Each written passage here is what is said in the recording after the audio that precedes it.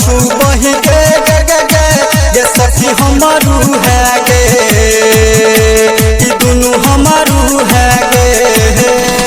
छरा हम छू बही गे गे गे गे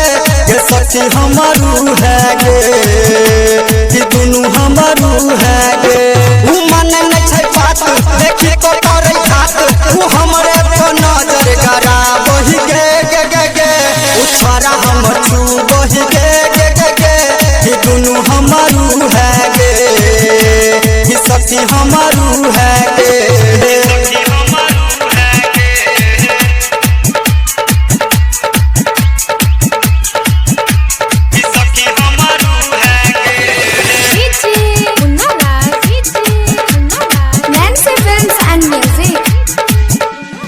चढ़ल जवानी देखी के हमर फरचुआ छै पानी गे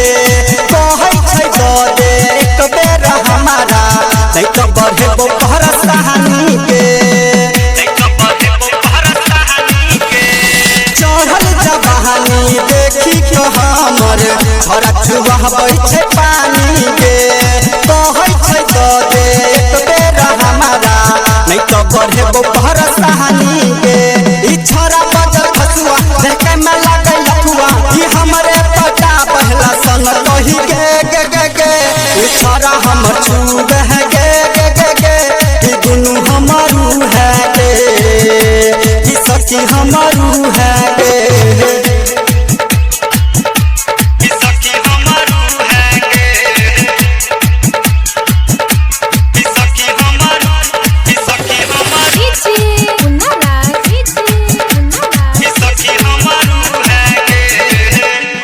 हमारा राइटर न जाम हो गेला पहाड़याम गे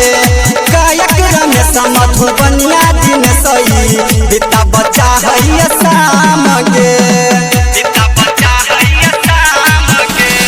कहै हमारा राइटर न जाम हो गेलो पहाड़याम गे गायक रमेश मधुबनिया दिन सही बेटा बच्चा है शाम गे छोरा छै मनोज बा संगे में छै सनोज बा ये ऊपर से नीचा निहा रही गे गे गे गे ओ छोरा हम छू बही गे गे गे गे ये दुनू हमारू है गे ये सखी हमारू है गे ये दुनू हमारू है गे। यदि आप चाहते हैं संध्या एंटरटेनमेंट के सभी ऑडियो वीडियो देखें तो चैनल को सब्सक्राइब जरूर करें और बेल आइकन को दबाना ना